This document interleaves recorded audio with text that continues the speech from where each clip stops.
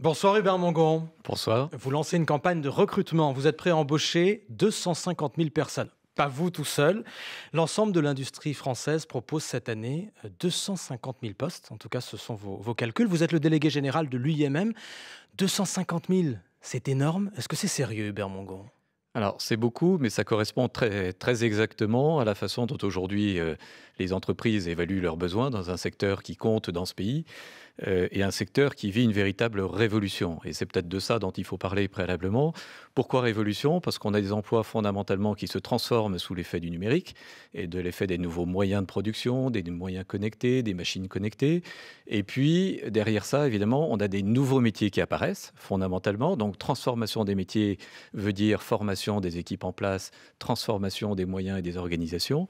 Et qui dit nouveaux métiers, dit nouveaux besoins. Et face à ces nouveaux besoins, effectivement, quand on fait l'inventaire de l'ensemble des éléments qui nous remontent des observatoires des métiers des différents secteurs d'activité, donc aussi bien l'industrie, celle que je représente, ou la chimie, la pharmacie, la santé, l'agroalimentaire, la plasturgie, par exemple, on arrive effectivement à un chiffre important et qui vient en soutien, je dirais, d'une situation économique générale et d'un chômage de masse pour lequel l'industrie doit prendre ses responsabilités. Et la bonne nouvelle, c'est qu'elle le fait. Beaucoup de métiers se transforment, mais beaucoup de postes disparaissent dans l'industrie. Et c'est la litanie, il suffit d'écouter la radio pour l'entendre. Alors Depuis là, 2001, près d'1 million d'emplois ont disparu dans l'industrie. oui, C'est alors ça aussi la réalité. vous qui êtes un économiste, je dirais tout à fait, au courant, je dirais, de l'évolution des choses. Deux choses là-dessus. D'abord, le rythme de, je dirais, destruction des emplois ralentit énormément. On l'a très bien senti depuis la fin de l'année et depuis le début de cette année. Pourquoi? Tout simplement parce que nous vivons actuellement dans l'industrie une embellie économique. Il faut dire les choses, y compris quand elles vont bien dans ce pays. Nous sommes face à des mouvements, effectivement, d'investissement comme nous n'en avions jamais connu depuis la crise de 2008. On a affaire aujourd'hui à des chefs d'entreprise qui repensent leur organisation, qui font ressortir de nouveaux besoins. Et tout ça, à un moment donné, pèse sur le paysage général et donc sur l'emploi. Quand recommencerez-vous, les industriels, à créer de l'emploi?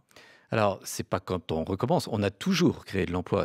Bon, vous avez toujours Ce qu'il embauché, faut, mais quand on fait la colonne des Ce plus et qu'il la faut, colonne des ce qu'il faut moins... avoir en tête, c'est que le cycle de l'économie conduit évidemment à avoir en sorte des entreprises qui ferment et des entreprises qui ouvrent.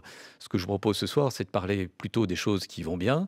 C'est assez inhabituel dans ce pays. Et encore une fois, l'industrie est un acteur majeur de l'économie française. Il n'y a pas d'économie forte sans industrie forte. Mais on peut aller bien et faire baisser l'effectif, pas besoin d'aller loin. Regardez Michelin, une entreprise qui va bien, elle crée des emplois, c'est vrai, elle invente de nouveaux métiers, mais l'effectif baisse, on l'a vu encore il y a quelques jours. Alors, C'est aussi la réalité de c'est l'industrie. la réalité, il ne faut pas l'occulter. Et encore une fois, c'est à chaque fois des situations particulières qu'il convient de traiter au mieux, et notamment sur le plan humain. Et ça, on y tient évidemment beaucoup. Mais est-ce que l'industrie a besoin d'autant d'emplois qu'avant? Maintenant, Est-ce qu'il n'y a pas une industrie sans emploi ou avec peu d'emplois? Parce que maintenant, je reviens effectivement donc à la transformation de nos métiers et à l'évolution de nos besoins.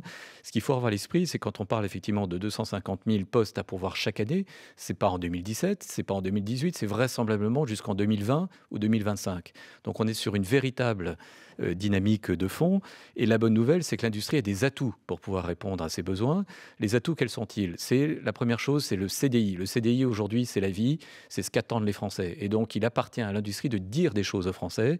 C'est la logique que nous avons voulu travailler en créant avec l'ensemble des fédérations de l'industrie, ce que nous avons appelé la fabrique de l'avenir. Ce que nous sommes, c'est une plateforme de travail, c'est une plateforme d'échange, c'est une plateforme sur laquelle on cherche à innover. Le CDI est un sujet. Quels sont les Français qui savent que dans l'industrie, par exemple, les salaires moyens sont de 13% supérieurs à la moyenne des salaires du secteur privé?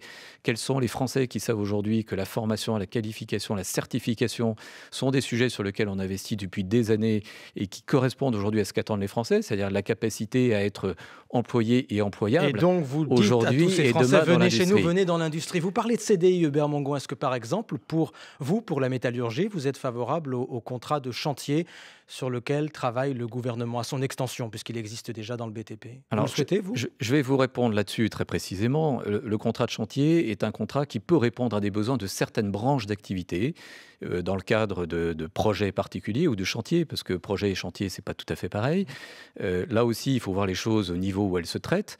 Il se peut effectivement que dans certains contextes, des entreprises soient amenées à proposer ce type de contrat. Je précise que dans le contrat de chantier, il y a contrat à durée indéterminée de chantier et de projet. Et à un moment, ça Et s'arrête. qui dit, oui, il y a un moment, ça s'arrête. Sauf qu'on est parti quelquefois, et par expérience, je vous en parlais en tant qu'ancien DRH, on est parti sur des aventures quelquefois durent, y compris plusieurs années. Et au passage, on acquiert de l'expérience, on acquiert un savoir, on acquiert, je dirais, la capacité à faire vivre une famille et à se former. Et tout ça, c'est important. Donc, essayons là aussi de regarder comment les choses se présentent. Et sur ce sujet, elles se présentent bien. Je repose juste ma question. Est-ce que la métallurgie en veut de ce type de contrat ? Je ne suis pas sûr qu'on soit le secteur le plus demandeur, très clairement, sur ce sujet-là. Je voudrais peut-être revenir une seconde sur la question du CDI et la question de ce que l'on peut proposer. Aujourd'hui, vous avez en France la moitié des jeunes qui arrivent dans nos métiers à qui on propose un CDI. Je parle des jeunes des 18 à 24 ans. Je ne suis pas sûr que dans d'autres secteurs d'activité, les principes ou les propositions soient les mêmes. Deuxième chose, et ça je voudrais que les Français l'entendent, 80% des contrats, et je ne prends pas de risque en disant ça, c'est même plus, 80% des contrats que l'on propose dans nos métiers industriels sont des métiers et des contrats en contrat à durée indéterminée. Ça veut dire quoi ? Ça veut dire qu'on fait confiance aux salariés et qu'on investit sur eux. Et ça, il faut que les Français l'entendent. Donc, message encore une fois, on l'aura compris, venez chez nous, je l'ai dit comme ça, mais visiblement, c'est vraiment le message de ce soir. Je reviens à la réforme du droit du travail, puisque demain, on entre dans le dur des choses, puisque le projet d'habilitation sera présenté en Conseil des ministres. De ce que vous voyez pour l'instant, est-ce que vous, Métallurgie, vous soutenez le projet du gouvernement, Hubert Mongon ? Alors, vous savez, ce qui nous importe avant tout, c'est d'essayer de trouver des solutions au chômage de masse. On est face à une situation économique qui est dramatique dans ce pays. On ne peut pas se satisfaire d'avoir un quart d'une génération qui est au chômage. Personne ne s'en satisfait. Mais voilà. Est-ce que là, ça vous semble la bonne méthode ? Je réponds à votre question. Ce qu'on a simplement à l'esprit, c'est que le temps est à l'urgence et le temps est à l'action. On ne peut pas se satisfaire effectivement d'une situation complexe au plan de la législation, au plan de l'organisation du travail, qui puisse à un moment... Il faut une réforme de plus après toutes celles qui ont déjà eu lieu. Oui, sauf que là, il faut peut-être qu'on aille jusqu'au bout pour une fois, qu'on essaye des choses, qu'on expérimente des choses. Ces dernières années, le chômage a continué à augmenter, malgré les réformes du droit du travail. Oui, et vous avez raison, ce n'est pas en empilant les réformes et les dispositions du Code du travail. Si le Code du travail, qui est un des codes les plus protecteurs qui soient en Europe, et ça vous le savez, avait été une solution pour pouvoir faire en sorte que ce pays retrouve un emploi et un niveau d'emploi satisfaisant, ça se serait. Donc on est fondamentalement sur une réforme de fond que nous appelons de nos voeux et qui aujourd'hui correspond à ce qu'attendent les entreprises, mais également les salariés. Hubert Mongon, le délégué général de l'UIMM, invité de l'Interview Éco. Merci. Je vous en prie, bonsoir.